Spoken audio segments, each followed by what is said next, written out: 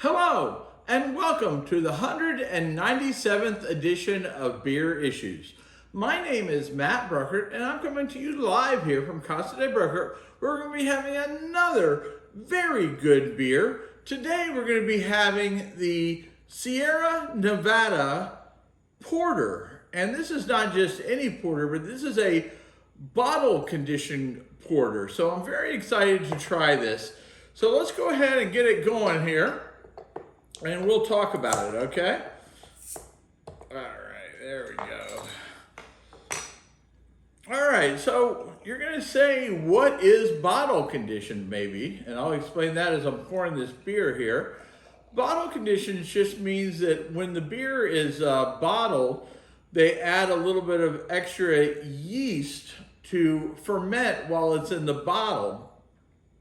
So it makes it a living beer. Okay, and there's benefits to that. One of the benefits to a bottle conditioned beer is a longer shelf life because it actually doesn't fully ferment for weeks or even months after the beer is bottled. So you're going to get a longer shelf life. It brings out more of the the flavor of the beer, so it expands on the complexity and the depth of the beer with the bottle condition, and it's better for you. The yeast has a lot of B complex vitamins, so if you see, at the bottom of this beer, I might see a little bit of like yeast sediment. It's nothing to be afraid of because it is good for you. It's not that nice to look at, but it's healthy, so there's nothing wrong with, go ahead and drinking that. Now, you can see right off the bat, we have a beautiful beer here. You're getting a dark brown, almost black color, which is perfect for a porter. You're getting a great head with great retention, and you're getting some of the bigger bubbles, which is a good sign also. And you can already see how this beer is starting to lace. Which we've already talked about is a sign of a good beer, that lacing or the kind of foam that's thick and sticks to the glass, right?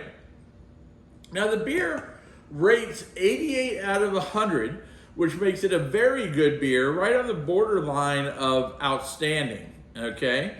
Clocks in at 5.6% alcohol by volume, so perfect, right in that perfect porter segment there. So I'm going to go ahead and I'm going to smell this first of all. And we're going to talk about the smells here. Oh yeah.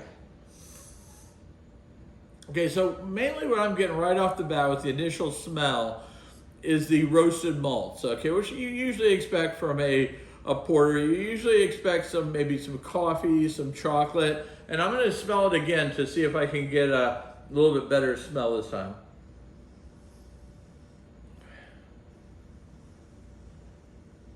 Yeah, the coffee really isn't coming through.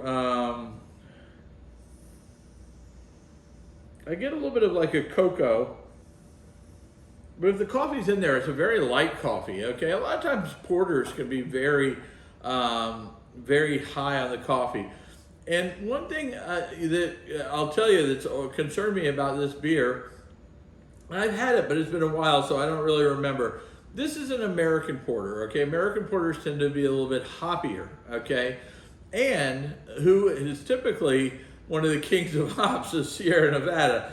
So I hope that it's not too much hops, okay? To where it overpowers the great taste of the porter. I've seen other companies do that, and I think it just kind of takes away, don't call it a porter if you're going to put too much hops in it, but you should have a certain amount of hops in there. But I don't smell. There's a slight smell of like a bitterness, but I don't think it's going to be too hoppy.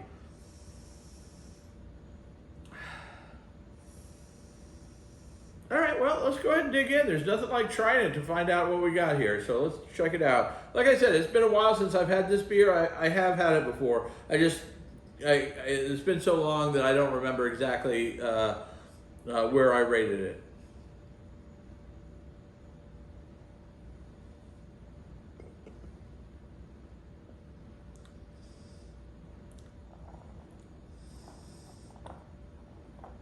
that is a really nice porter. Okay, so in the flavor, I got the malts, I got the cocoa, I got the coffee. I believe I did taste the coffee, even though it didn't come through real pronounced on the smell, but I did get the coffee taste.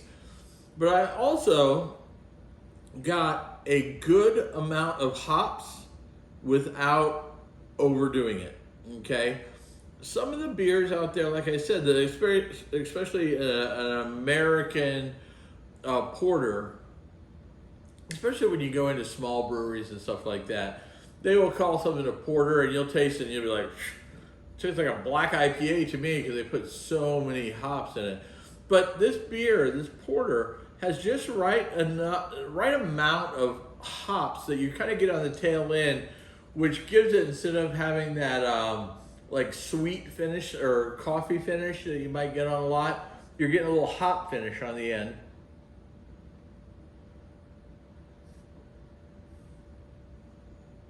But it's not overly hoppy.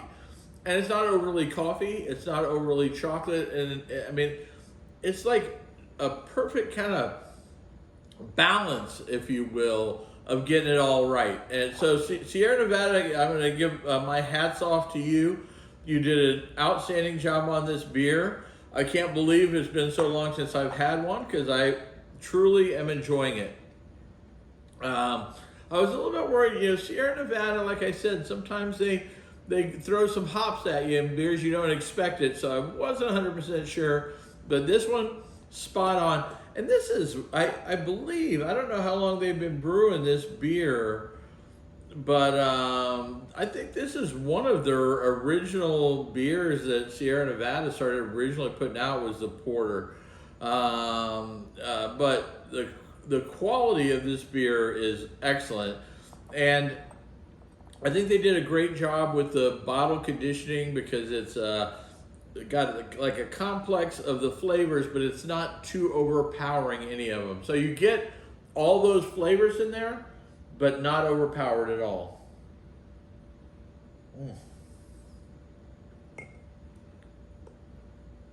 Wow, what a great job. Okay, well, if you've enjoyed this, make sure you tell your friends about Beer Issues and how much fun we're having talking about great beer and drinking great beer.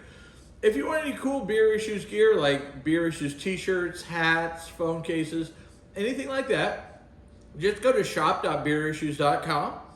And as my wife likes to say, I have beer issues.